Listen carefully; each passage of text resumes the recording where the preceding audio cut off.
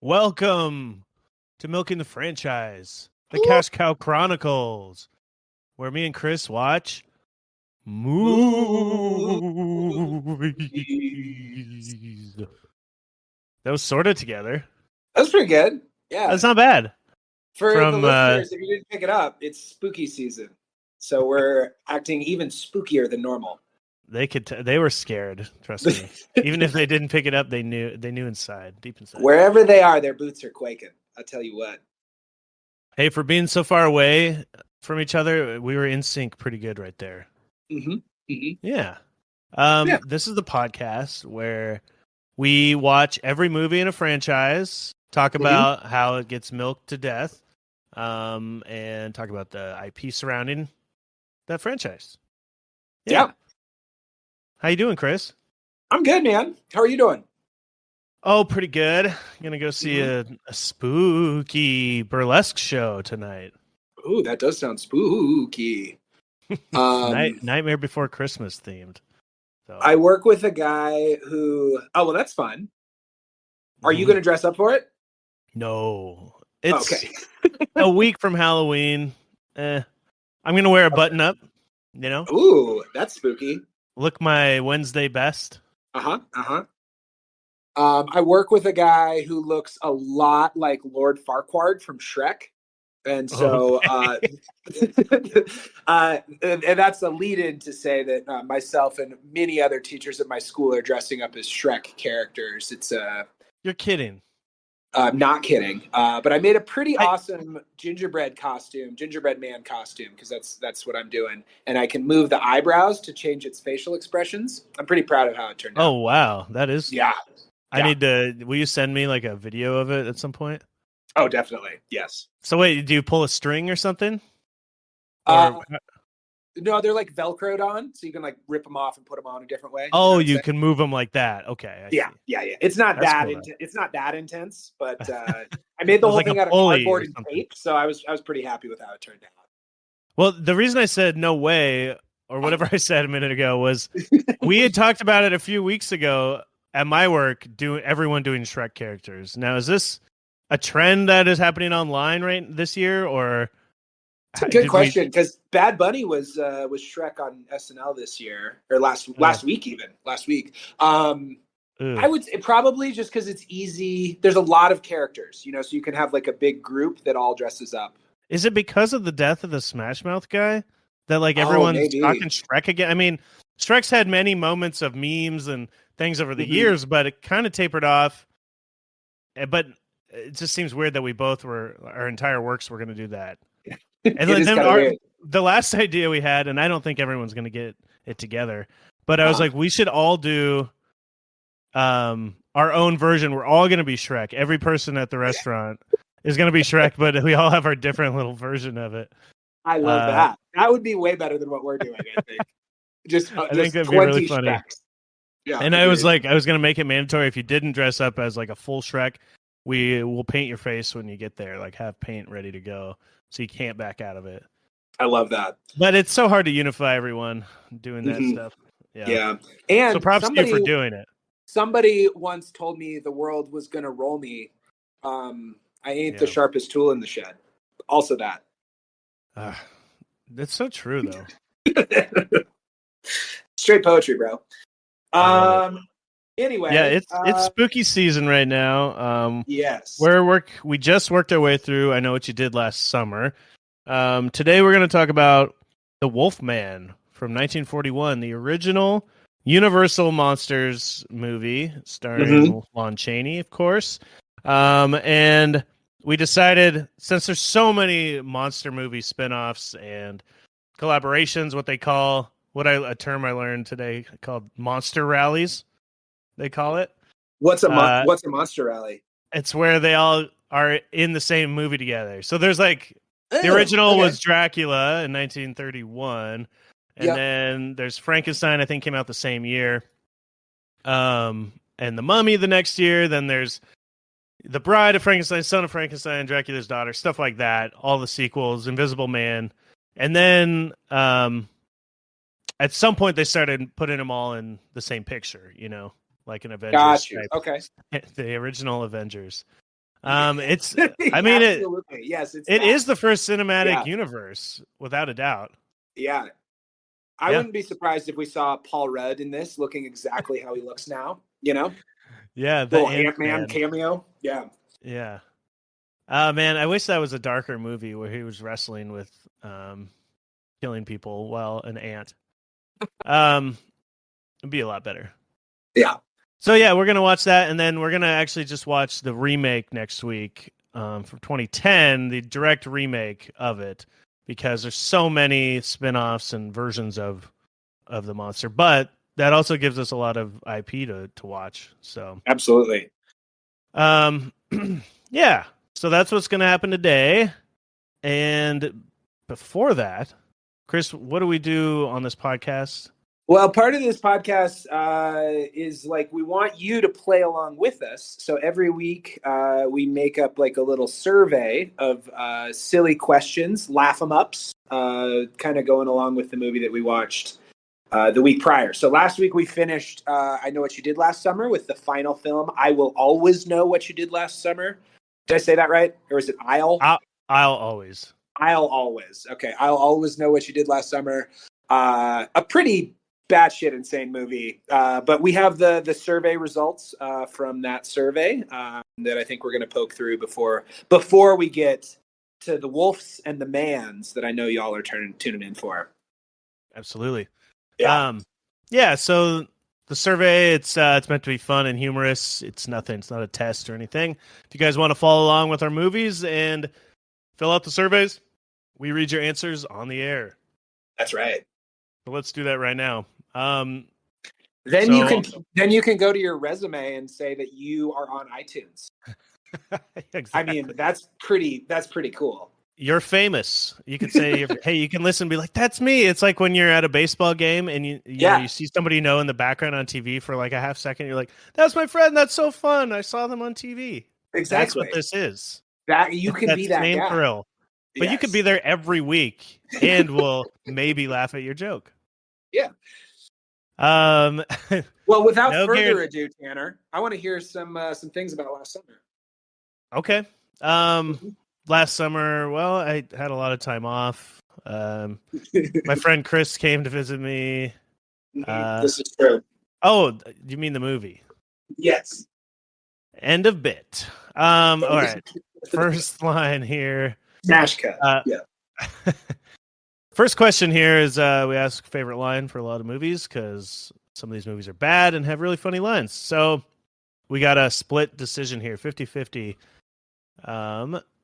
Go to, let's see. So he's kind of like Santa Claus in reverse. He goes after the kids who are naughty. By the way, this is about a movie. If you haven't seen the franchise, oh boy, do we have to get into all that. It's a killer fisherman in a slicker jacket with a hook, basically.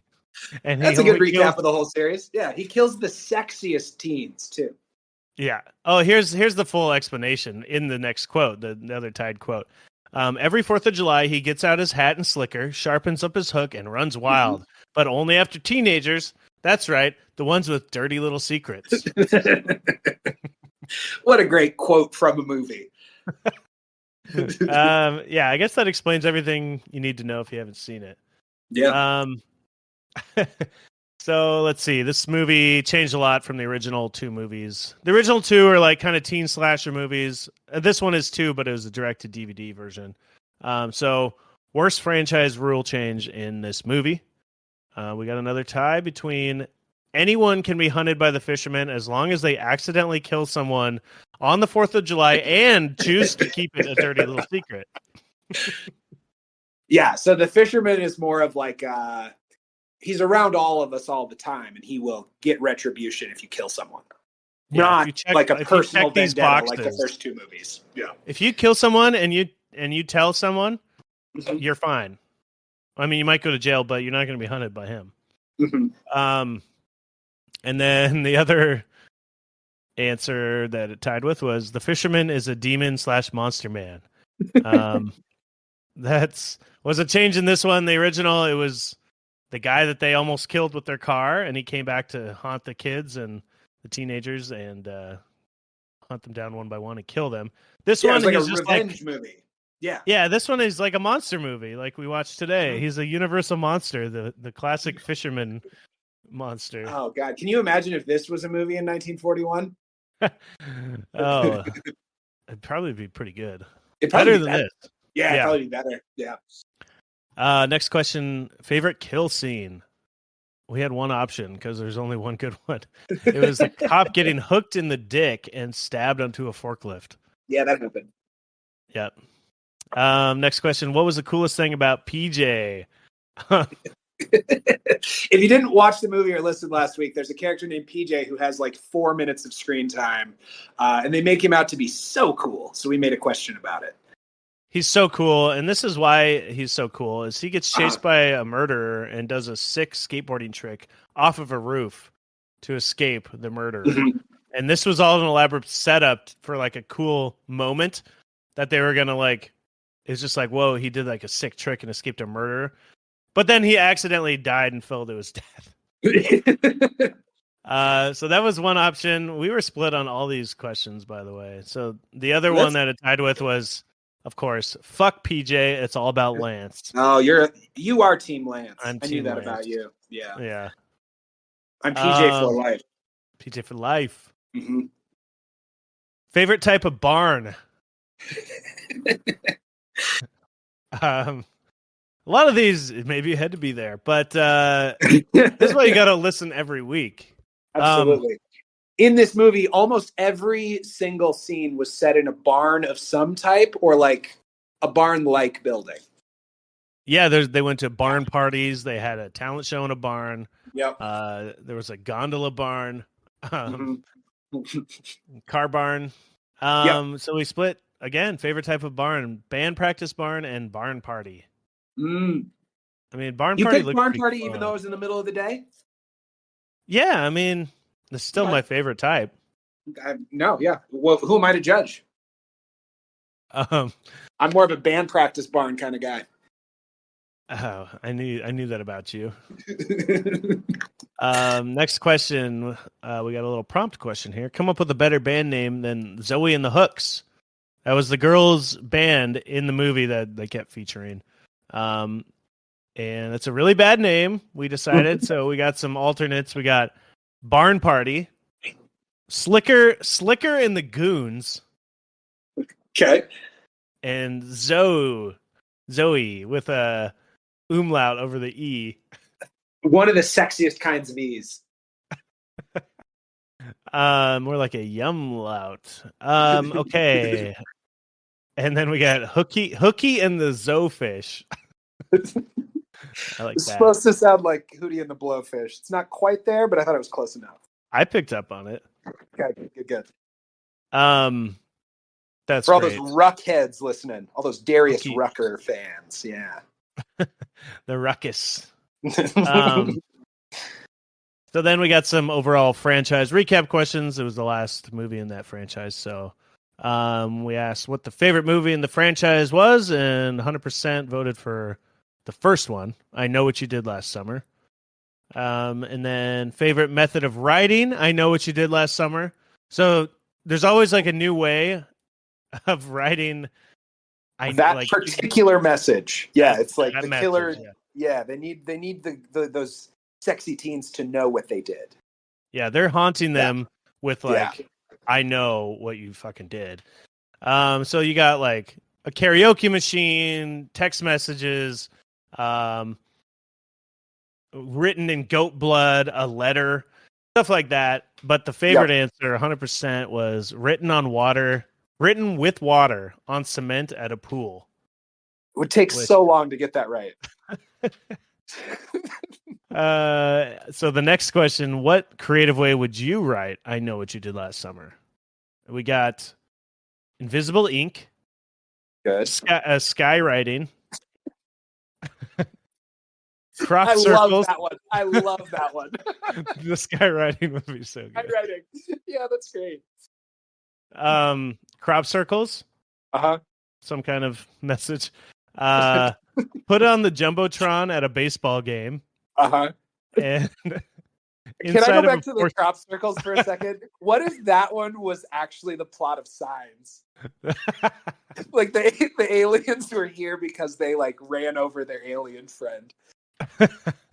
Or they killed one. Yeah, exactly. They killed one of the aliens, and they know what you did last summer.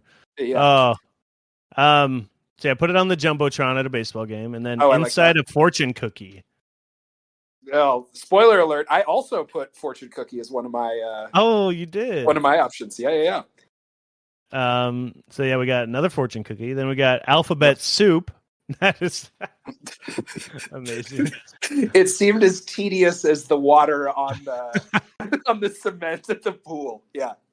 And then Etch-a-Sketch. Oh, that's good too. A lot of good ones here. I'm just imagining trying to think Jennifer Love Hewitt shaking the Etch-a-Sketch in scared anger, you know. I was trying to think of how do people ask someone to marry them, and that's kind of like where I got the Jumbotron thing and the skywriting.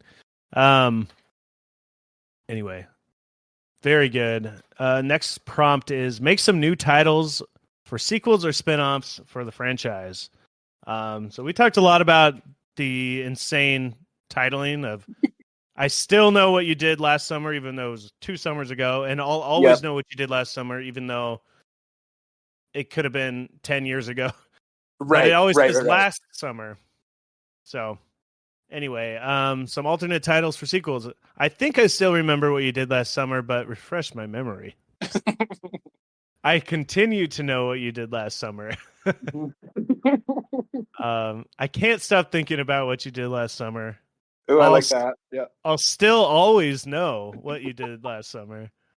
Yeah. And I barely remember what you did that one summer 50 years ago because I'm really old, but I'm still pissed about it. Mm-hmm. So. Just so specific. Such specific titles.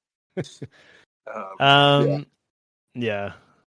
But very good stuff there. Where do you want to see this franchise go next? We got a couple options here. Legacy sequels, keep them coming. You want to give me that Freddie Prinze Jr. Bring him back. You want to see FPJ and JLH back again, huh? You know it. And I want a Faithful Book adaptation. Okay. A little bit more grounded. No Fisherman. No Fisherman. I like the base idea of accidentally killing someone and someone else knowing you did it and kind of like making them face the consequences of their actions. You know? Yeah. More of a thriller. But, throwing a fisherman with a hook, fuck it. Who cares? And that's a wrap on that franchise. Do you want to talk any more about it? I'm ready to move on to Wolfman, but I will say, I've told you this several times, I thoroughly enjoyed that franchise. All 3 of those movies were very entertaining for their own unique reasons. It was a fun watch for me. I enjoyed it. Any last thoughts for you? Not really. I think we covered every aspect that is out there for that. Which I agree. Is most of these franchises we're not going to be able to hit everything because there's just so much. But that one, it was the perfect amount. So it was great. Good. Yeah. Let's move on. It's spooky season, and I want to talk Wolfmen. Oof. Half wolf, half man, all terrifying. Oh, dude, did you write the tagline for this? I should have. So this movie is The Wolfman, came out in 1941. It's old. It's what is it? 87 years old? 41. Sounds right. 83, no. 82 years. 82. It should end with an 8. No, because it'd be 100 years would be in 40. Oh, you're right. It ends with a 2. You're right. Yeah, we're there. I'm a math teacher. Yeah. This So is by far the oldest movie that you and I have ever watched together. oh, definitely. Yeah. I think the next oldest on Bad Movie Night was the Plan 9 from Outer Space. Yeah. Which features the last role of Bella, the original Wolfman in this movie, Bella Lugosi. Mm-hmm. But yes, I read his Wikipedia. I don't know if this is the right time to bring it up, but apparently he got really typecast in these horror movies, and they would put him in these movies just so they could use his name on the trailer. But he had a really hard time getting into other movies because his English accent sounded kind of weird because he was from Hungary. And so that was one, because you're right, he is the original Wolfman, but he's much better known as Dracula. Yeah. He's not the Wolfman in this. He's the fortune teller guy who's the first werewolf that he kills. Exactly. Yes. But he has a small part. Yeah. Yeah, he is Dracula. He's so like iconic as the original Dracula. Looking at him here. But yeah. Anyway, let's get into this movie, shall we? Let's do it. Okay. Let's do it. Yeah. Where do we start? This movie is directed by George Wagner. And stars Lon Chaney as Lawrence Stewart Talbot. By the way, my name's Tanner Stewart Lawrence. Wait. Do you have a castle? What's that? Do you have a castle like this guy does? No, but I have hairy feet. Oh, okay. Yeah. Like this guy does. I think that means you are entitled to compensation in the form of a castle. So you just need to figure out who to write to about that and collect your castle. I would like that observatory with that massive telescope. That looks pretty cool. That was you pretty can cool. see the entire town. Mm-hmm. Let's get to that. We meet. The movie starts with us meeting Larry. He's the character Tanner described, and he's arriving home after a long absence to his family castle, the Talbot Castle. His older brother has died. Older brother, I believe. Yeah. Okay. Because has died. They're like now he's in line to inherit everything. Exactly. Yeah. And it's pretty tragic. The family, he and his father are both pretty upset about it. And he has returned home to kind of take over the family estate. To live in this ridiculous castle. Yeah. Yeah. He's been in America for 18 years, right? And I guess they live in somewhere in Europe. Is that where this takes place? I would assume so. There are a lot of castles like that in the United States. They do say pounds at one time as far as currency, but only like a few people have any sort of accent. Yes. Okay. Also, there's a lot of like gypsies in this movie, and I feel like gypsies were much more prominent in Europe than they ever were in the United States. And I might be wrong on that, but that's the way I.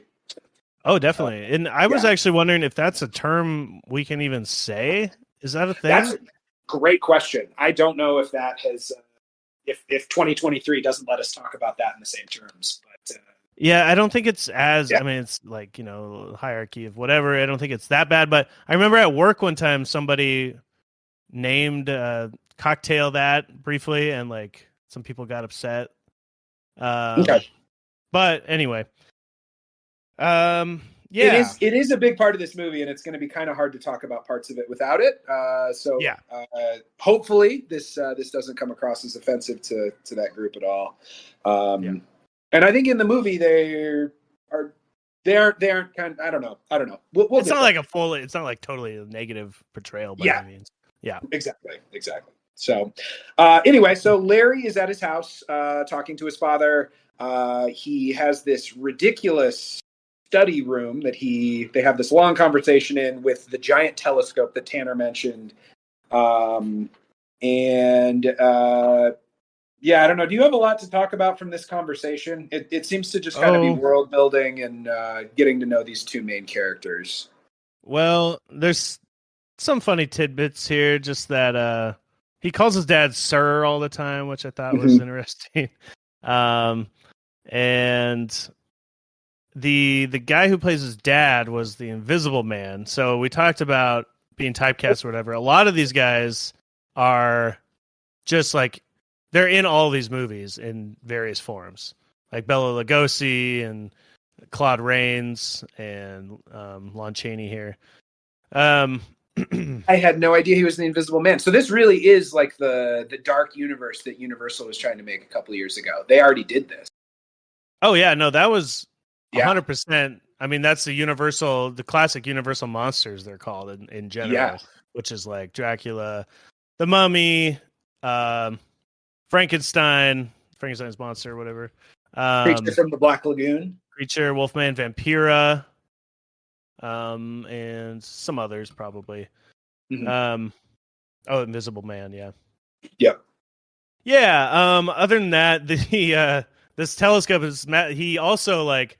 Luckily, he talks about how he's learned how to like. He gets this telescope piece shipped to him, and they go up to the observatory. And luckily, his son has been working on observatories in America, so he knows exactly how to build a telescope and an observatory and fix it up. Did you take any classes in college on observatory maintenance, Tanner? No. Okay. I should have, though. Yeah. Missed out on that career path. We both did. I mean, if I want to inherit a castle one day, I might want to do that soon. Right. And spy on the pretty woman who works in town. Right. So that's the other part of this scene is he looks out and he can like see everything that's happening in this village or this town. Clearly, just like it's the best telescope ever. And they have a perfect view of the entire town. And he cozies up to, or he, what do you want to say? He looks at the first window he sees is a beautiful woman in the window. He zooms in and he looks down at the name of the antique store, and he shows up at the antique store in the next scene. How does this scene go, Chris? Yeah, he shows up to ask her out, and man, this way of approaching a woman was just so cringy to me. I think it's just a different time thing. But he asks her. He walks into the store, tells the woman that he wants to buy a pair of earrings. She shows him the earrings, and he says he specifically wants some half moon shaped earrings with spangles, and he wants them golden. And she says that they don't have any earrings like that. And he responds with, well, they have, what about the ones up on your dressing room table in your room? So in this pickup line, he reveals that not only does he know where she lives, but he has seen the inside of her apartment well enough to know where her jewelry is. It's really creepy. Creepy flex, definitely. Yeah. And it's not as big of a red flag to the woman as it really should be, I think. She was a little weirded out, It wasn't a completely like, I'm not worried about this. She definitely was resisting his advances, but not enough for sure. Yeah. He says, but I'm psychic, whatever, maybe he just saw her outside or something. He explains it away with the psychic thing. Yeah. Whenever I see a pretty girl, I become psychic, which is, I guess, a nice pickup line. If you've already gotten yourself into this hole, it gets you out of everything. Full creep, I guess this is a good way to get out of it. Oh, definitely. But you haven't used the psychic line before? No, maybe I need to add that to my. Well, you're not enough of a historian. You haven't seen this movie yet. No, Yeah. So she's like, we don't have those earrings, and he says, well, I guess I'll buy a cane instead. And what kind of cane do you want? A day wear or evening wear cane? I just thought funny. Chris, what's your favorite kind of cane? Day wear or evening wear? More of a like brunch cane kind of guy, because then you can lose it in the morning and in the early afternoon. Yeah, I'm a late night. I'm a night owl, so I like my evening canes for sure. Yeah, my brunch cane, you can unscrew the top and you can pour mimosa in the top. Oh dang! I was thinking you bring your homemade maple syrup in there. Oh, that's even better. I like that even better. What would you keep in your cane? Check the survey. I don't know about that one. We'll see. Yeah, I don't know. Yeah, so he ends up he finds a they talk about canes for a while. He finds a cane with a wolf on it and a pentagram, the werewolf symbol. So apparently there's the symbol for the werewolf involves a pentagram in this movie. And she brings up so she quotes this thing about, do you have the quote that they keep quoting? I didn't. It was too long, so I didn't write the whole thing down. But they have this poem that they keep reciting about picking up like wolfsbane and like how to fight off a werewolf, basically. When the full moon hits, even you can turn into a werewolf. And it says every werewolf is marked with a pentagram and sees it in his next victim's hand. And like everyone in the town at different points kind of references this. They quote this poem like verbatim 4 times, probably. At least, yeah. Different people in the town just say it to him. Yeah. Yeah. So this town is aware of werewolves. He is not aware of really any of this, so it must be a local thing. But she mentioned something about Red Riding Hood, right? But the wolf in that is not a werewolf, is it?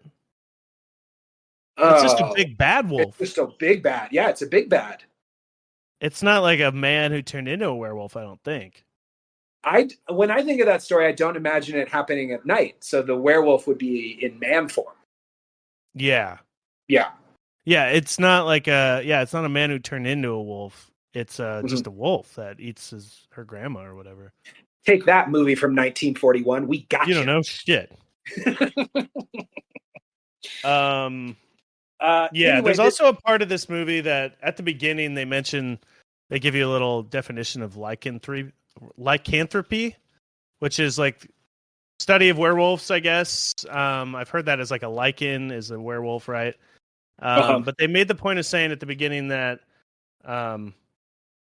it's a disease of the mind, that humans imagine they are a werewolf and assume characteristics of it, but it's not like a real thing. So there's kind of that thought going on as well, simultaneously in this town. Yeah. So what happens after the shop here? So he ends up buying this cane with werewolf head and a pentagram on it, and the woman even like warned him about werewolf stuff, but he buys it anyway. Brings it home to his dad, the Invisible Man.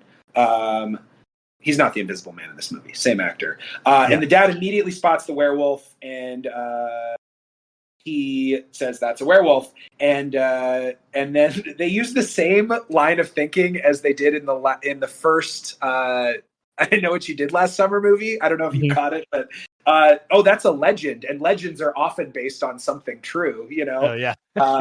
Like most legends, it must have some basis in fact, is what the dad says. Yeah. And then he says it's a ancient explanation of the dual personality in each of us.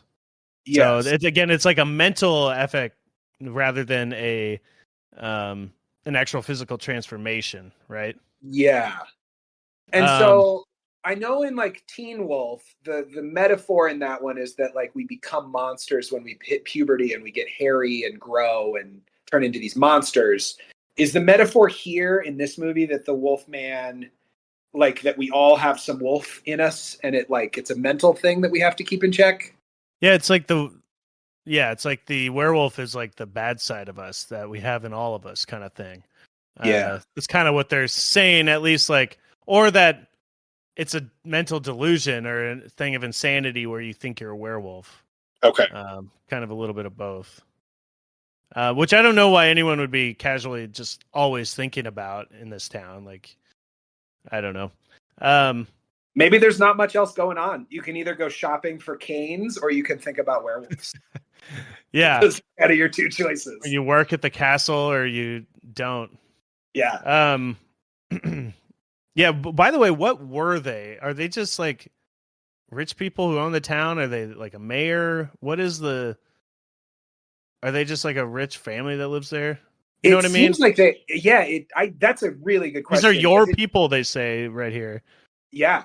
Then also with the woman that he was flirting with, her fiance, because she's engaged when they first meet, it works for them. Like it really seems like they own the town. They are like, yeah. Then why isn't the town called like Talbot Town? Talbot. Great question. It flows right off the tongue. Talbot's Town. Talbot. Yeah. So after this scene with the dad, unless you got anything else, no. Yeah. Speaking of no, she had the girl had resisted his advances, and he wants to go take a walk with her. She says no several times, but he's being persistent and saying, "All right, I'll see you at 8." And so he shows up at 8, and he says, "Look, I wore my cane." Now, do you wear your cane? Is that a thing? Oh man, that's a great question. At one point later, his dad is like, "What would I?" He's like, "Take my cane, please." And he's like, "What would I need with a cane?" And then I was thinking, what would anybody need with a cane unless they're like limping, right? I thought that's what it's for. But I think back then it was literally just an attire piece, right? Yeah, I mean, at least probably both. It probably had the function too, but he wore his cane. I thought was interesting. Yeah. No, so, yeah, but you're right. He had asked this woman out a bunch of times in that scene before, and every time she said no. But 1941 going to 1941, and so he shows up and sneaks up on her in the dark, and she still, for some reason, agrees to go on a walk with him to get their fortunes told in like the little gypsy encampment near this city, right? That's a fun date. Yeah, let's get our fortunes told. Yeah. Let's go on a walk in the dark with this weird man who has seen the inside of my apartment and would not take no for an answer. But she brings her friend along, and that seemed like a move from her to be like, I really don't trust you. I'm going to bring my friend along. This is so true. She's not totally just like dumb and, ancient thinking kind of thing. She's aware that this guy could be a creep. Mm-hmm. And they do have like flirty banter, like we're supposed to believe that they're kind of into each other at this point. Yeah. So they reach, so they head out to the kind of the camp that's set up by the gypsies and to get their fortunes told. And here's where we meet Bela Lugosi, who is the fortune teller in this community. And the friend, so the woman that he's interested in, her name is Gwen, and the friend's name is Jenny. And Jenny goes first to have her fortune told. And while that's happening, Larry and Gwen decide to go for a walk in the dark woods. He says, "Maybe if you take a little walk with me, I can tell you your fortune." Mm-hmm. Which I don't know if that's like a innuendo of some type. I do not know. Yeah. Yeah. She says okay, then she reveals she's engaged. And he also admits that he knew the earrings were hers because he was spying on her with a telescope. Right. Yeah. But he kind of says, like, I wasn't really looking, like, trying to peep on you. I just came across you and I thought you were beautiful. Yeah. So there's a lot of like almost problematic, but it's not like the worst problematic stuff I've ever seen. Oh, without a doubt. Yeah. It's just funny to look at it of this movie like through the lens of like now and what's acceptable. Because this movie, totally. Is a banger, but it's just from a whole different era. Oh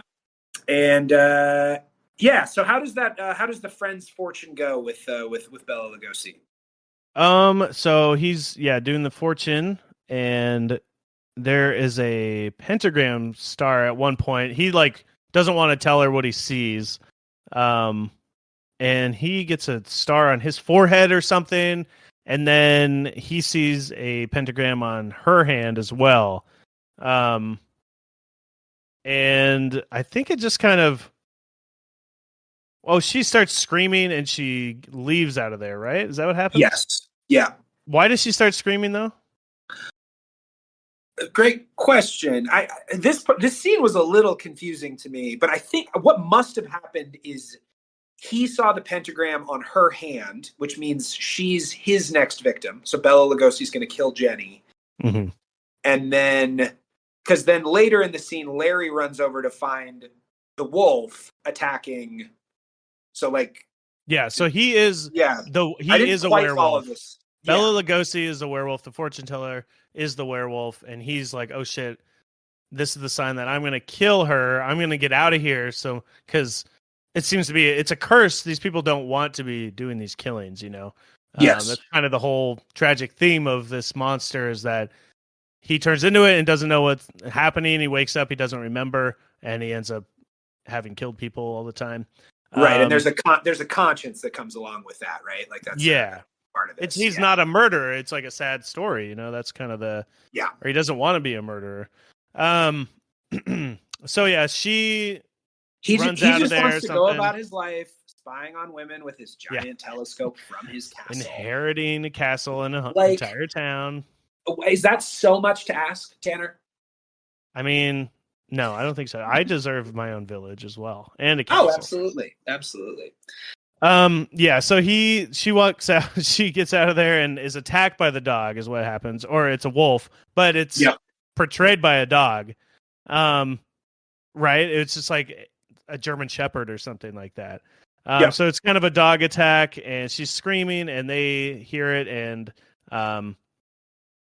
Lon Chaney, Lawrence Talbot runs after it and says, "Stay here. I'm going to go find Jenny." And he shows up. The wolf is attacking her. He beats the dog to death. With his sick wolf cane. With his wolf cane, which we find out later is made of silver, of course. Hey. So it killed the werewolf. Yep. And he thinks, he just killed a wolf. We don't know that he was a werewolf yet. They were kind of just hiding that from us. But Jenny has been killed as well from the dog attack.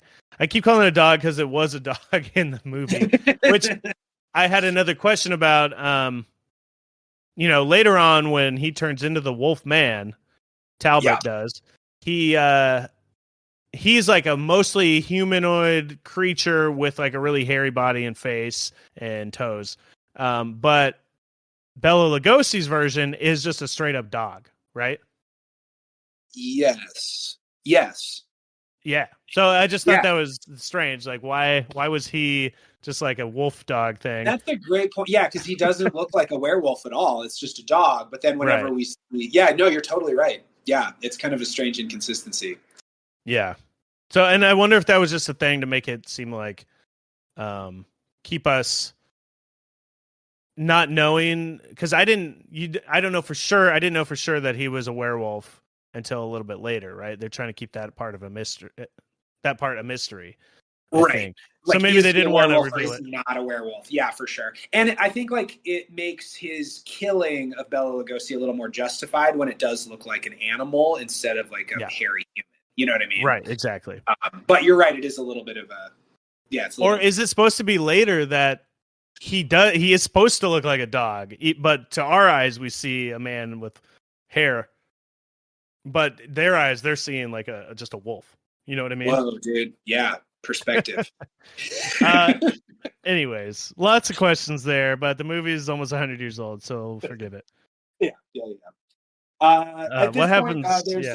There's like a kindly gypsy woman. I think it's the mother of Bela Lugosi. Kind of comes by with a wagon and takes Gwen and Larry back to Larry's castle. They put Larry to bed. He's had a traumatic event, and he got bitten by this monster that was attacking down by the fortune teller's tent. And meanwhile, it kind of is revealed that these people died, and so they send out a search party to kind of investigate the scene of the crime. And Jenny is dead, and somebody throat ripped her to steal the move from MacGruber. It's a classic throat rip. And the fortune teller is also dead. And at the scene of the crime is that wolf cane that Larry bought at the antique store in the first couple scenes of this movie. Yeah, so Larry comes. They bring him home. The gypsy woman and what's his love interest name? Gwen. Gwen is his. Yeah, so they bring him back to the castle, and everyone's like, "Oh no, are you okay?" And he goes to bed, and he's all hurt and bloodied. Where he was bit by the werewolf. and he wakes up in the morning having no scar anymore, right? Yeah. Or is there a pentagram maybe? No, Something there's like no. that? No Oh, scar. no scar. Yeah, and like his whole story is that he got attacked by this dog, and he got bitten, and all of a sudden the bite is gone. So it kind of seems like he went crazy and killed a couple people. Yeah, so they all think he's like crazy. Yeah, exactly, because Yeah. he killed this dog, and then they find the body of the fortune teller out there, not a dog. So what they find are two dead bodies. Yeah. Yeah. And one of the investigators says, "Wolf, gypsy woman, murder. What is this?" I love that line. Yeah, that was good. And then, yeah. So the scar is healed. And I think we go back to the antique store after this, okay. and a bunch of girls have shown up. They're upset that Jenny is dead, and they're blaming Gwen because she was the one who was out with a man who was not her husband, and that's why Jenny went with her as the third wheel, and that's why Jenny is dead. So Gwen, it's your fault, and they're really upset. Yep. They're kind of berating her, and then Larry kind of walks into this scene. He's the other man. He's the, if anyone is at fault here, it's certainly him more than Gwen's fault. He kind of shoos these women away, and he's kind of feeling conflicted about everything that happened, and also very confused because the bite is gone. Yeah. He also like right around this time he goes to where the gypsy woman is having like a little mini funeral, or just her kind of looking at the dead body of her son, Bela Lugosi, and is like saying her final words, saying his suffering is now over. And he's kind of feeling remorse over having killed this guy. He's really torn up about it. But just more of that, like she knew he was like suffering with this thing. Like again, like it's not like a cool power that they have. It's a curse. You know what I mean? Yeah. So that struggle again is nailed in. Yeah. Let's see. We also briefly in this scene meet Gwen's fiance Frank, and in the next scene, Frank and Gwen run into Larry at this like fair that's going on at the town that Larry owns. I think again he's he's kind of a larger than life figure here, but they run into him there and they invite him to kind of join along with them. This scene was so weird that they challenge him to shooting, and Larry shows off how good he is at shooting. But then when one of the targets popped up and it's wolf shaped, he can't bring himself to shoot at it. Yeah, it's like he's part wolf now, and you're cutting out a little bit. Oh, I'm sorry. He can't bring himself to shoot at this wolf target because he's maybe Wolfman. I couldn't tell if it was like a sympathy for wolves that he all of a sudden has, or if it was more like a remembering, like a PTSD moment. Oh, that might have been it. Yeah. I was thinking that too. Yeah, he couldn't shoot the little wolf figure on this gun game at the fair. And then he runs into the gypsy woman again. Uh-huh. And she's like, warns him again that, he probably is a werewolf, and she gives him this charm to always wear over his heart, and it's a symbol of a pentagram again, and that's supposed to protect him, from maybe turning into the Wolfman at all. I'm not sure. We don't find out because he immediately gives it away.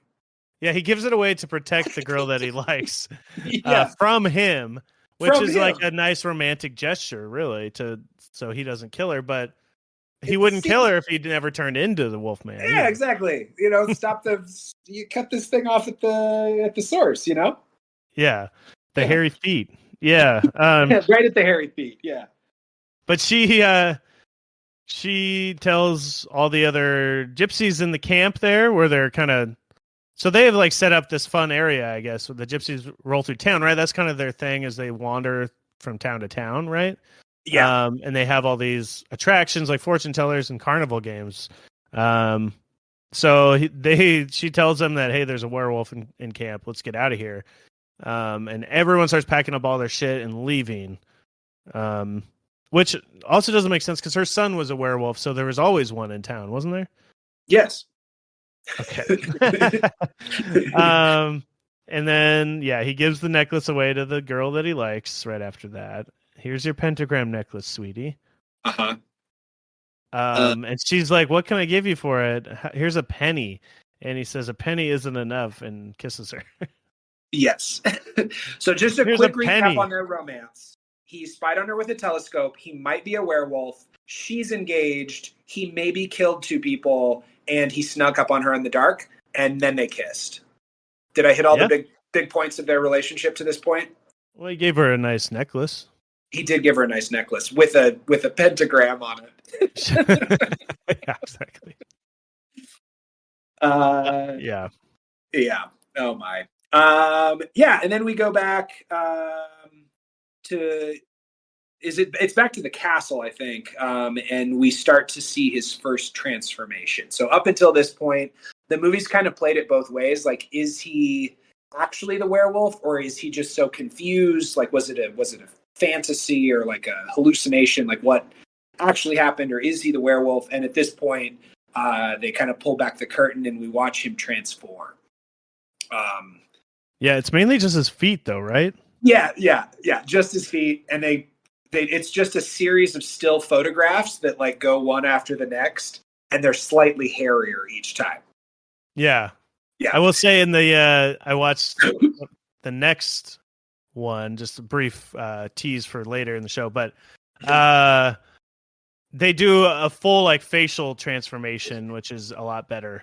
Okay. They perfected it over the next couple of years, getting better and better with each of these like monster rallies that they made. Sure. So he turns into it, and then he goes and kills the Gravedigger. Is that right? Yes. Is there any reason why he kills him? He just shows up and kills someone?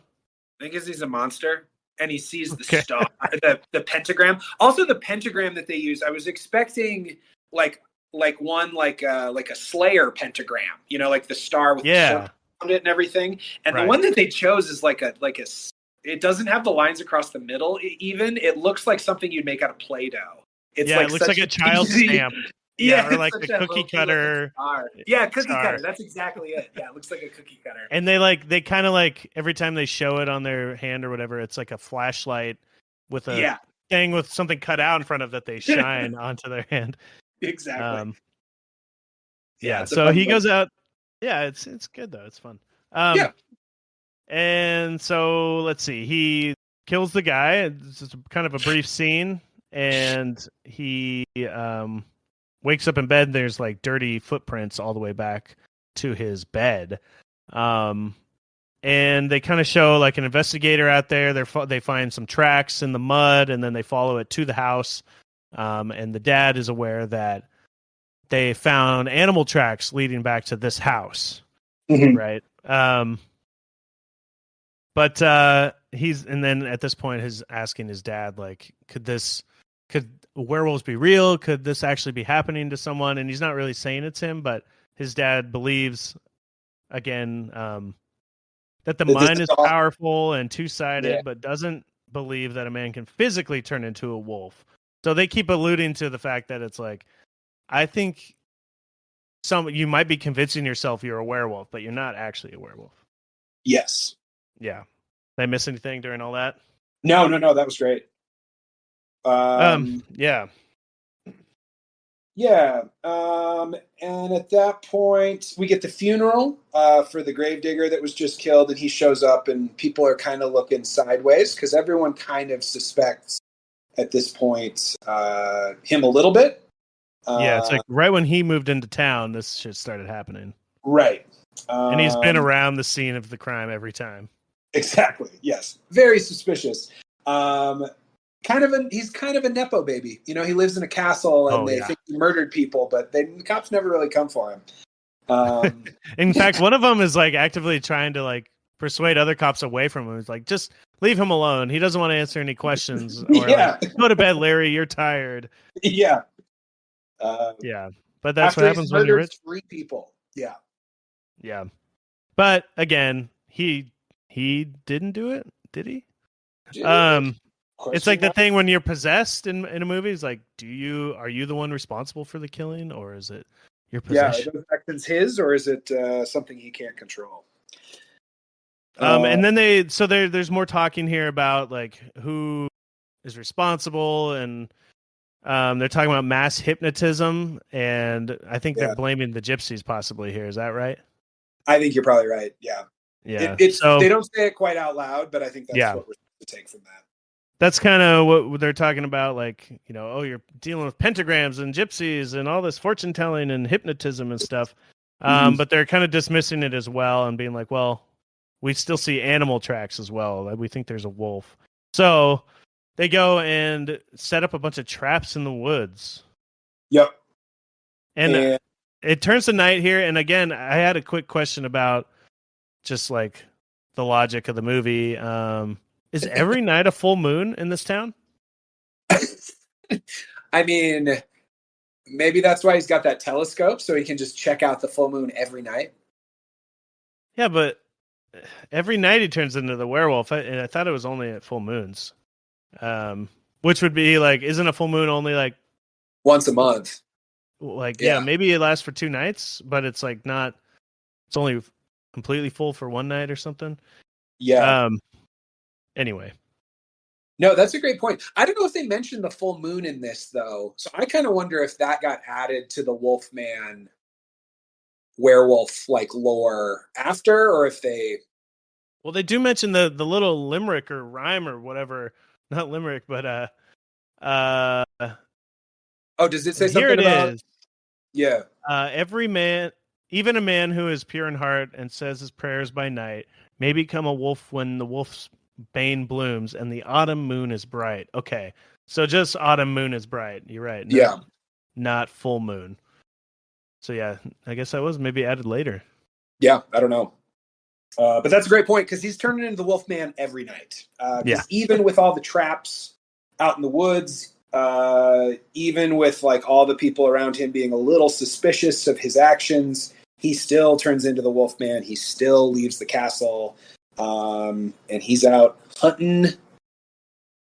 I don't know, hunting prey, doing Wolfman things. Yeah, I can't remember if he has a victim that he's. It's whoever he sees the pentagram on, I guess. Which I think he already sees the pentagram on his girlfriend, on Gwen. Yeah, I think you're right. Yeah. Yeah. So let's see what happens that night. He heads out. The way that they shoot this forest at night is kind of funny. It's like so clearly a soundstage, and it's not quite as spooky as they were trying to make it. But again, this movie's almost 100 years old, and it was really entertaining for a movie that old. I like the smoky ground. It's always like got the smokiness to it, which hides a lot of the sound set. You know what I mean, or like stage. Yeah, but it's a lot of him like slowly walking up to a tree and then peering through the tree. Yeah. And this night he gets caught in one of the traps. And instead of like trying to escape or fighting it, he just like goes to sleep. Wait, say that again. Oh, he got caught in the trap, right? And then like instead of trying to escape the trap, he just kind of lays down and goes to sleep. Did he just go to sleep? That was how I saw it. Maybe I was missing something. I mean, I felt like he was like stuck in the trap and running with the thing on, and like he just kind of like got worn out. But yeah, I guess I think it was probably supposed to be read as he passed out from the pain or something, okay, rather than just I'm going to take a nap. Being a naysayer, I will get on board with that. I do like how the traps that these guys set instantly caught him. Like, immediately within like 30 seconds of them setting it, or at least in movie time. Yeah, and the guys are still all out looking for him, and so we get a couple shots of him like caught in the trap, and then these guys like walking around with flashlights, and it looks like he's going to get caught. But the person who finds him first is the mother of Bela Lugosi, the gypsy woman who's popped up a couple times already. She finds him and says some incantation that like unwolfmans him and kind of turns him back into a human. Mm-hmm.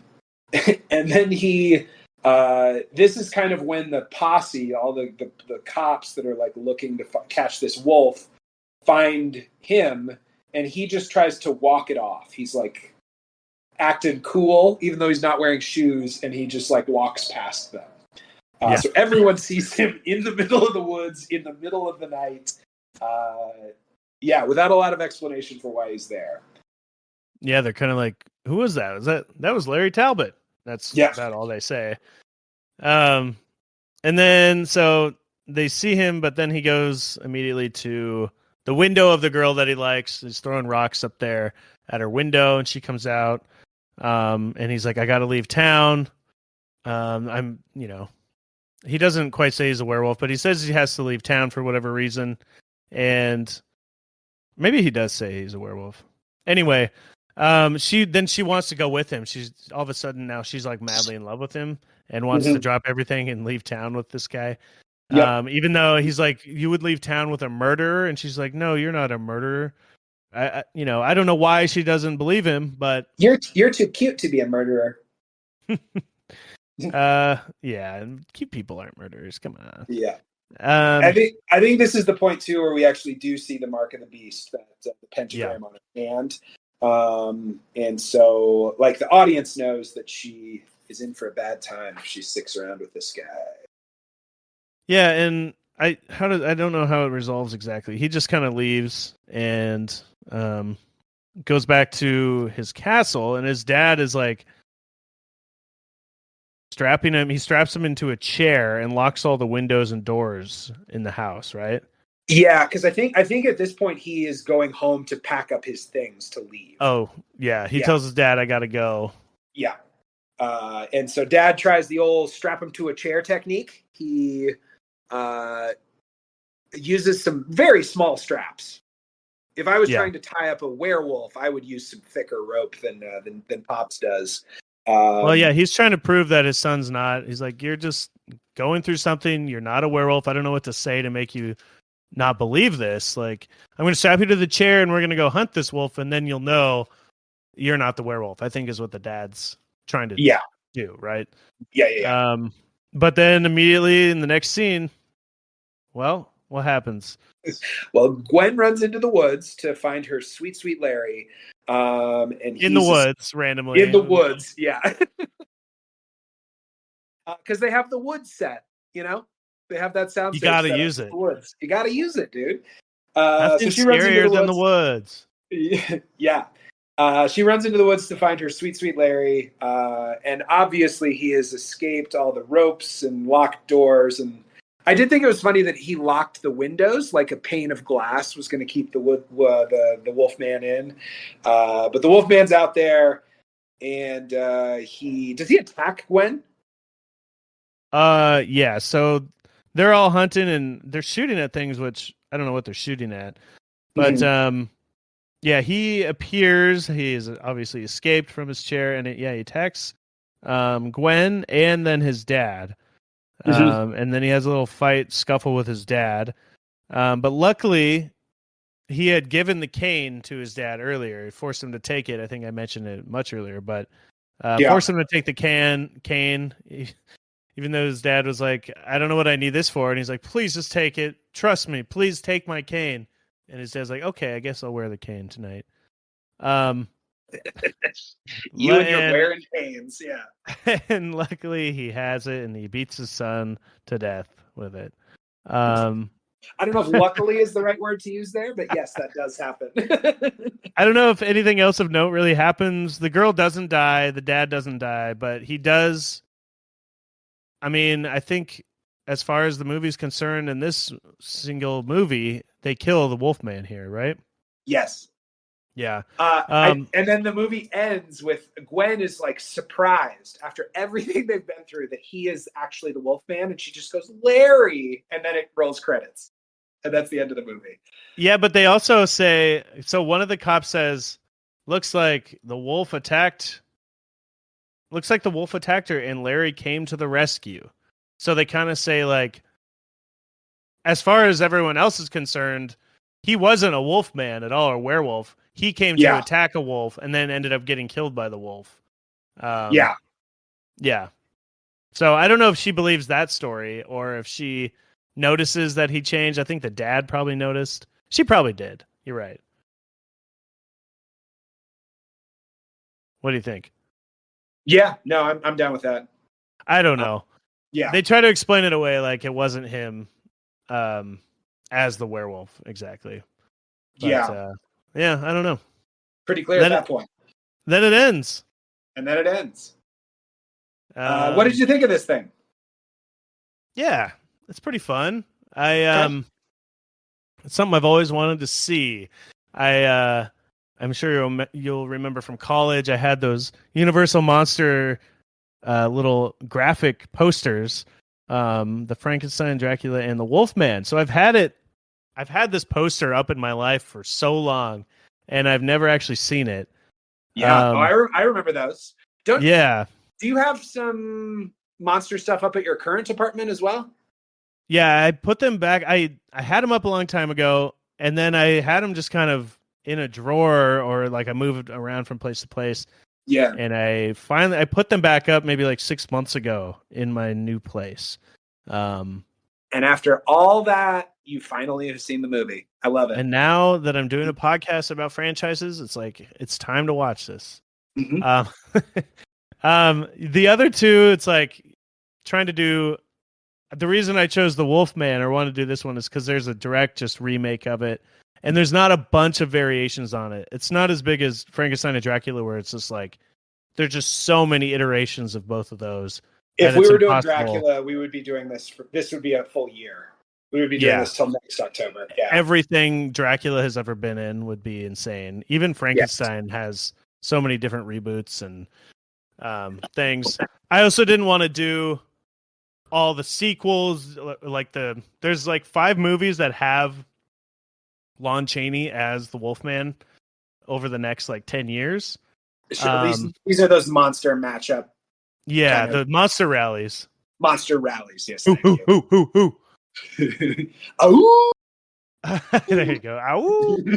Monster rally. But I forget where I was going with that. But yeah, I didn't want to do all the sequels, and I wanted a 1-for-1 remake kind of thing because there's only a few months left or weeks left in October. So, right. Yeah. Anyway, what did I think of this movie? That was a long-winded way to get here. I enjoyed it. I thought, I don't watch a ton of old movies. I've seen a good amount, and I don't know how many, but a fair amount of them. But I liked it. It's fun to watch these old things and see like what actually holds up and what doesn't. Because a lot of stuff from back then really doesn't hold up. And we'll talk in a second about this other variation that I watched, and it's not nearly as good as this original one. Okay. So yeah, it's fun. It's fun seeing how old movies hold up and how everything is like so influenced by these, especially these Universal movies. This is like the birth of horror franchises in movies, and it's just cool to see that history. What about you? What did you think? Yeah, I liked it. It's a pretty entertaining movie. I think we've already mentioned there's some parts that, like you said, haven't aged great, are a little problematic. But like, it didn't really take away from the movie for me. It's not scary by today's standards, really, but like, I don't know. It was a fun watch, and I think, like you said, as someone who likes movies as much as you do and as much as I do, it was fun to kind of see this piece of cinema that I'd never made time for before. I'm right there with you. Yeah. So I normally would do like a box office thing, and there's not a whole lot of information on that, but from what I saw, it had a healthy box office. Mm-hmm. I mean, if they put Lon Chaney in 5 more movies as Wolfman, it obviously did pretty well, right? Yeah. Yeah. So, the only numbers I can see is that it made $420, which seems like it's got to be. That seems like a meme, right? Yeah, it's got to be. It was that or 69, and they went with 420. Although on the Box Office Mojo, it says earliest release date July 2nd, 2020 in New Zealand, $420. So it's like one night it officially recorded box office one time in New Zealand. So I have no idea Shouts outs to the Kiwis for watching this movie, I guess. Yeah. Yeah. Chris, do you think it deserves more sequels? I mean, it seems like he died at the end of this movie. Right. But yeah, I mean, like you said, especially when this movie came out, there wasn't a lot else like these monster movies going on, and I think this, there's plenty of Wolfman werewolf stuff to make some more movies. What did you think? Yeah, definitely. I think the just that idea of the tortured person of it, it's not just like not like a horror in that it's like, oh, it's a killer on the loose and he's killing everyone, and it's got element like of the last movie we watched. Yeah, exactly. Yeah. I will always know what you did last summer. Yeah, and it's like, yeah, dealing with that curse of being forced to basically murder people, but against your will in a way. And the character is sympathetic and like just a normal person, really, besides owning a castle and a town. But besides that, he's a normal person. So it's an interesting premise, just that seed of a premise. And yeah, I think I have a question for you, Tanner. If you see, just imagine in your mind's eye, the coolest looking wolf cane with a pentagram on it. Are you going to buy it? You mean this one right here? No, Tanner.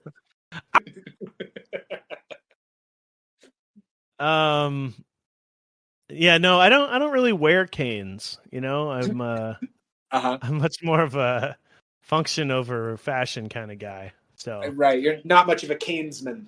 I'm more of a man who would use a cane, but not one who would wear a cane. Yeah, that makes sense. Yeah, I get that. Would you use or wear a cane? I feel like I would wear a series of canes, like as a coat. And then I could twirl, and they would all go out.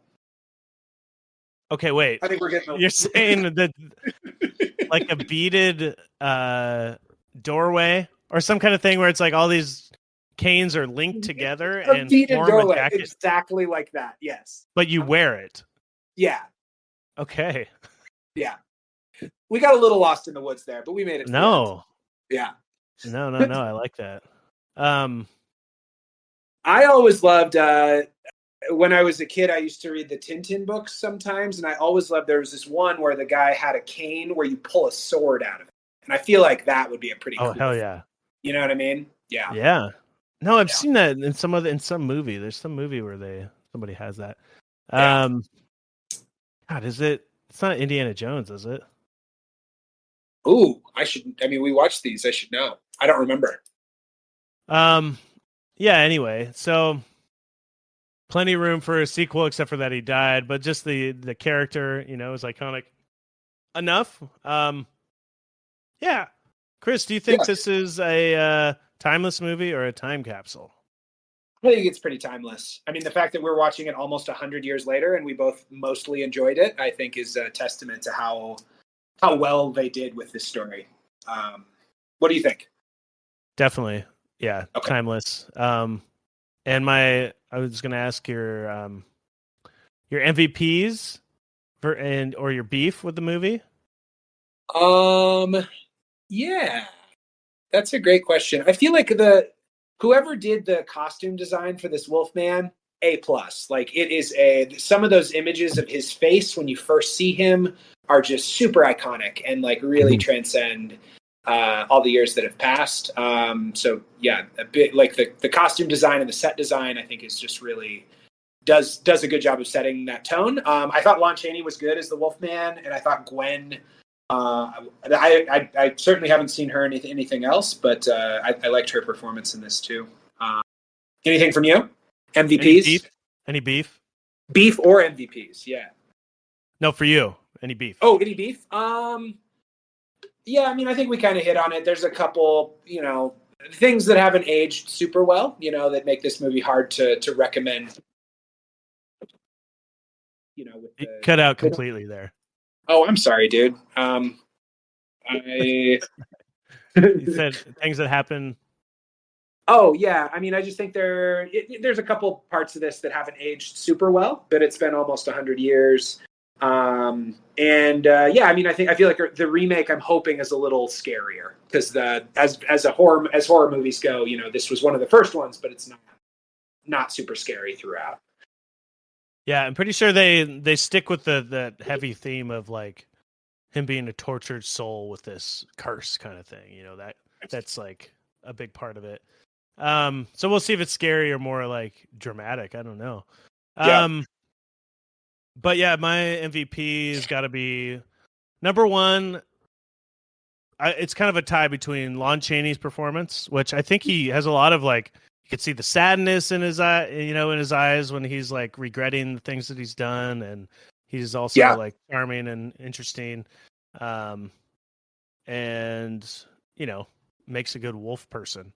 But and also the tied MVP is the running time, 70 minutes, a nice brisk 70 minutes. It was something to be said about those old.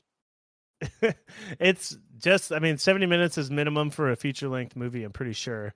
So no, there's something to be said about a nice short running time, though. It's great. Speaking of that, get in, say what you need to say, and get out. Yeah, it's not Flowers of the Killing Moon, which just came out. It's 3.5 hours long. It's not Oppenheimer, which was 3. Like 3 is like max in my opinion, but almost 4. Oof.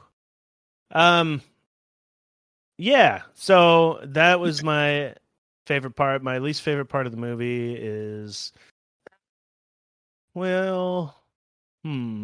yeah, maybe just some of him hitting on the ladies and stuff like that, or the woman. Just kind of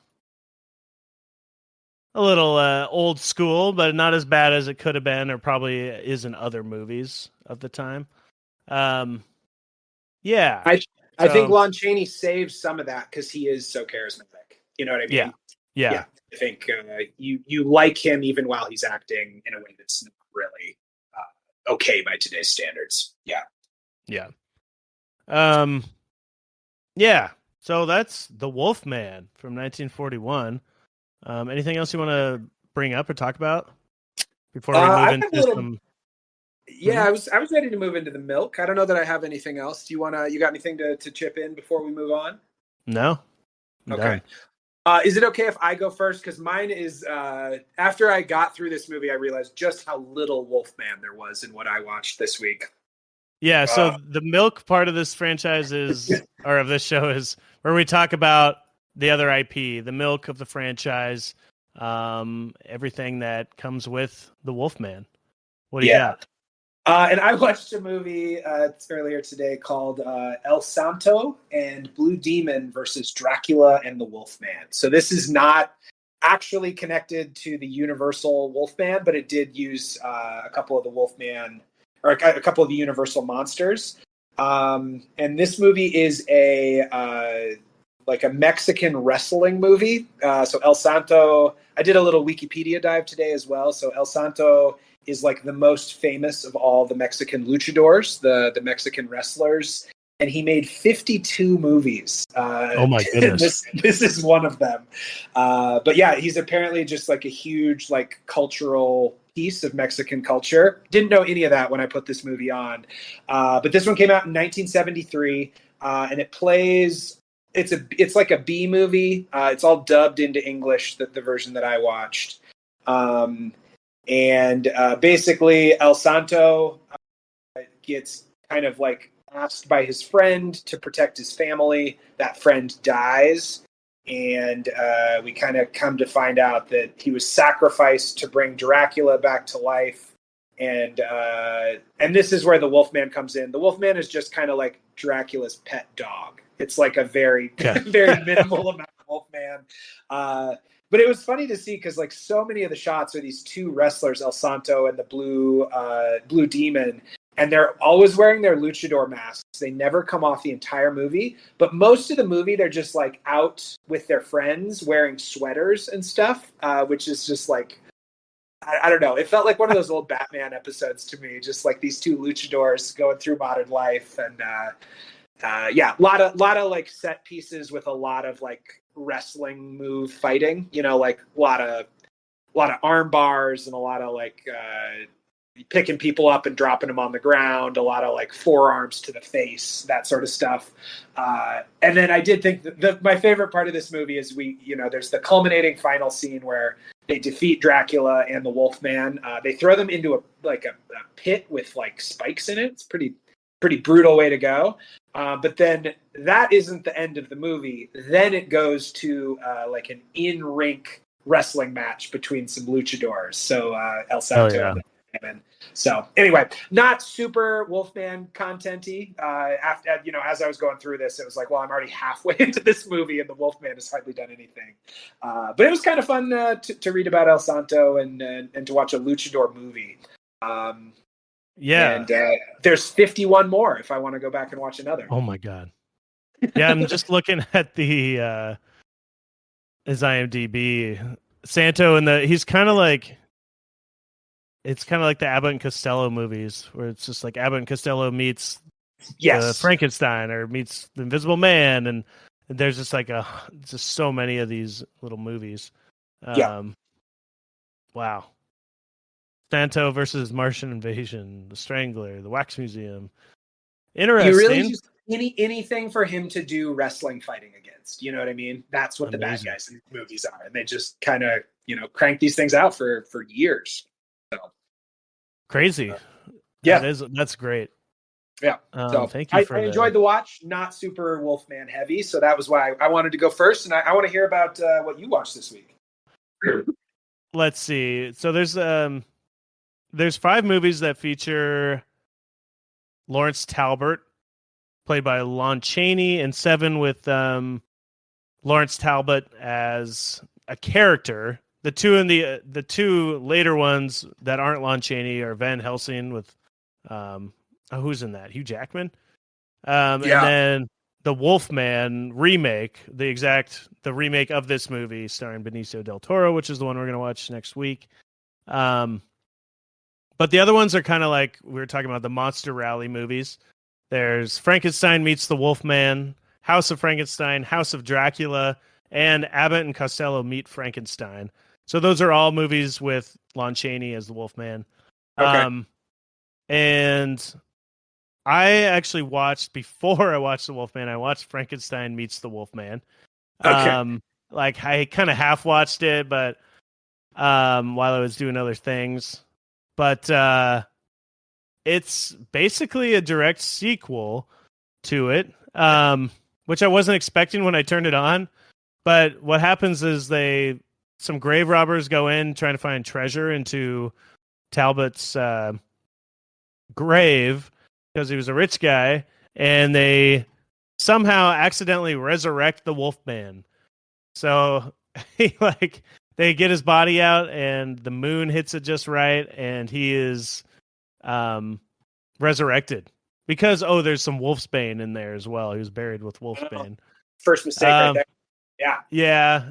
So he's back up, and he's back, and he's like, oh shit.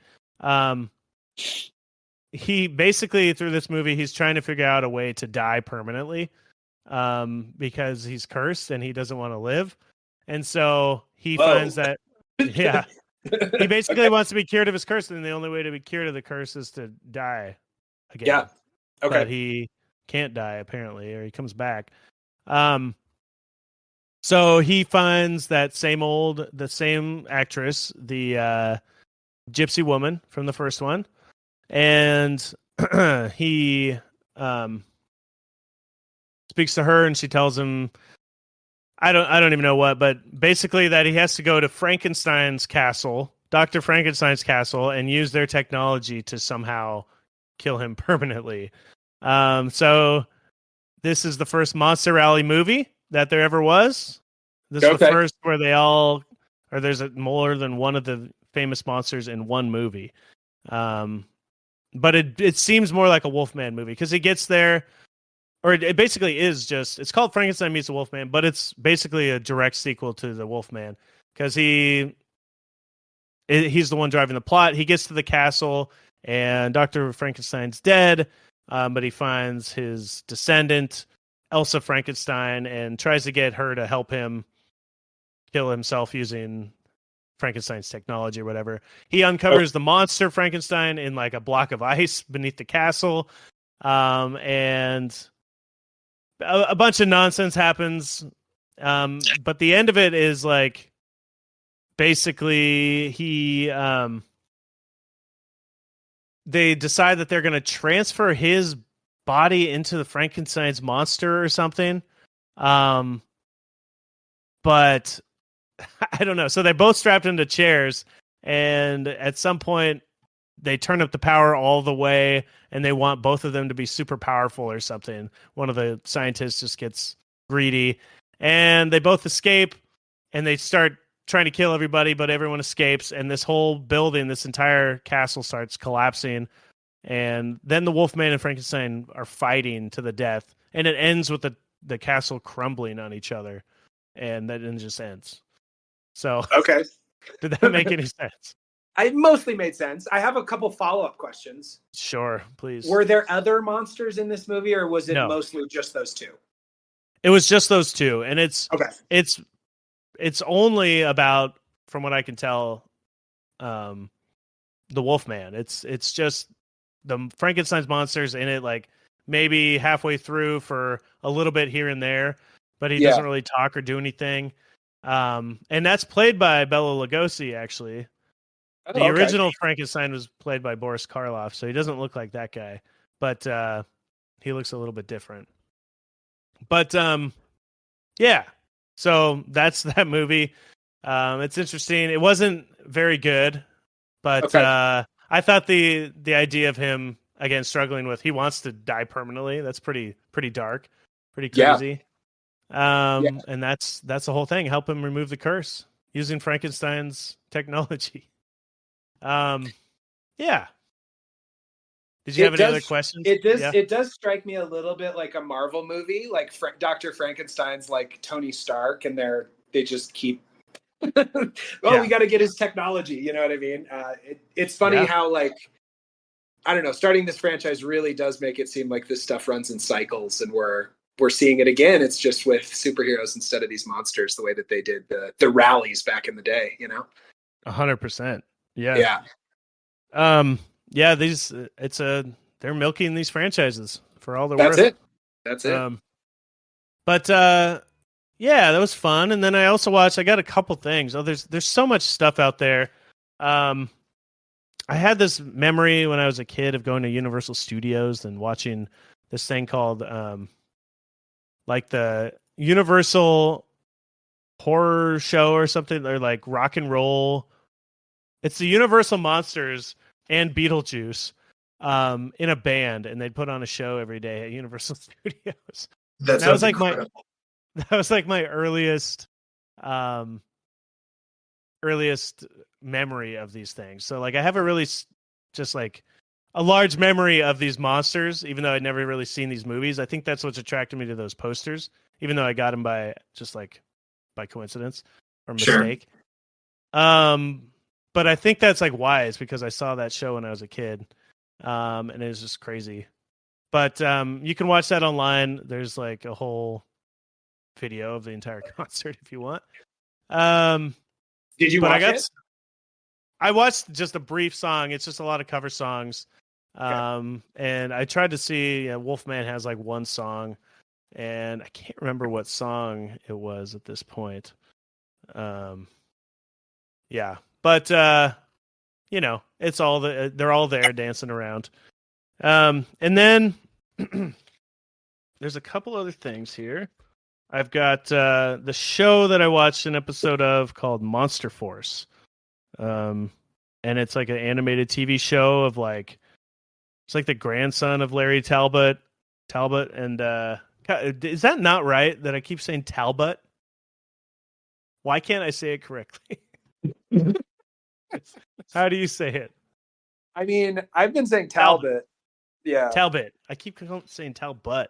Talbot. Yeah, I don't know. It's just some old like 90s-ish cartoon. And they're fighting the monsters.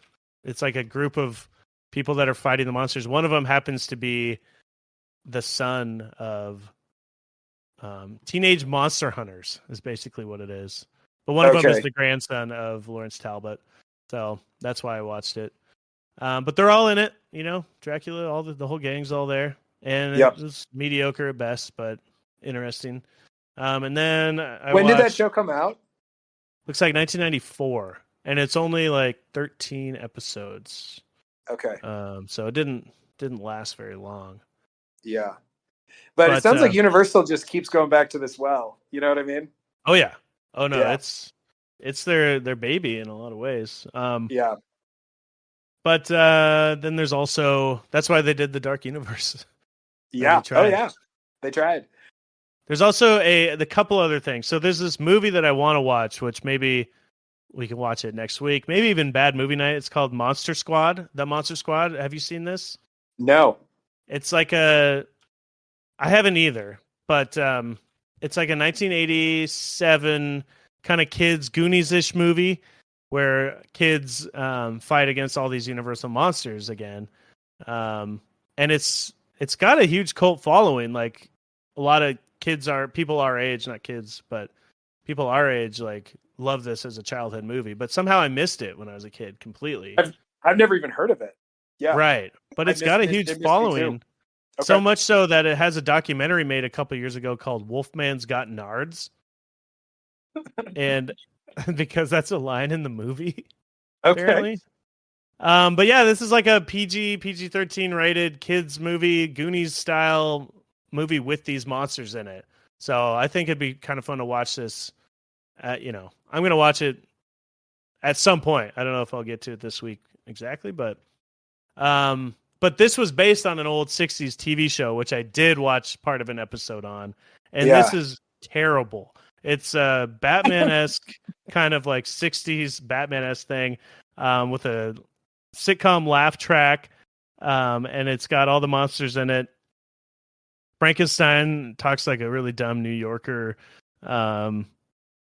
They have like a crime computer thing. It's that kind of thing with the Batman where they have like the Batcopter and the Bat phone. They've got the crime computer. And I think they're just fighting crime as like a monster squad. So it's like a Justice League thing, but with these guys. Yeah, but it's very hammy. I don't know. It's really bad as well. I think that one only lasted like 10 episodes too. Okay. So I watched a bunch of this crap, so no one else has to. I don't recommend those last two things. You're out here doing the Lord's work, Tanner. Yeah, you're doing it so nobody else has to. The only other one that I might watch is, and again, see, this is why I didn't want to go into all these sequels. Like, I didn't want to watch Frankenstein meets Wolfman as a whole episode for us, because then do we watch House of Frankenstein? Do we watch House of Dracula? But the last one that Lon Chaney is in is called Abbott and Costello Meet Frankenstein. And this movie was rated number 56 on the AFI's 100 funniest movies of all time, which I just can't believe is true. There's no way. Yeah. Yeah. I can't imagine it's that funny, but maybe it is. Maybe it is. I've never seen Abbott and Costello. I'm not really familiar with them at all, especially in movie form. According to this, it's funnier than Beverly Hills Cop, Miss Doubtfire, Caddyshack. All these movies are bad. Like, they don't put movies like Dumb and Dumber on here at all, or like anything like that. It's all like these, like, I don't know, nothing like a silly comedy, which I think is kind of a crappy list. But anyways, that's all I got. Maybe I'll watch Abbott and Costello Meet Frankenstein. There's also some games I might play there's like a Monster Force game based on that cartoon. So we'll see. Well, we'll have some more milk next week for sure. It sounds like there's lots to choose from. A lot of wolf milk. Have you ever had wolf's milk, by the way? What? Wolf's milk? Not to my recollection. Have you? No. But okay. Our fans have had a lot of it today. Gerber doesn't sell that flavor that I'm familiar with. They should, though. Universal will put it out. Milk it. Yeah. Wolf milk. Wolf milk. It gets you strong. Yeah. All right. Well, I think we covered enough Wolfman for today. How you feeling? Yeah. I'm feeling great, man. Okay. Yeah, thank you for listening along. If you're still with us, make sure you take the survey, play along with us, and we'll read some of your answers on the show next week when we're talking the 2010 remake of The Wolfman. Absolutely. And we'll see you later. Bye, Chris. Bye, Tanner. Moo. Moo.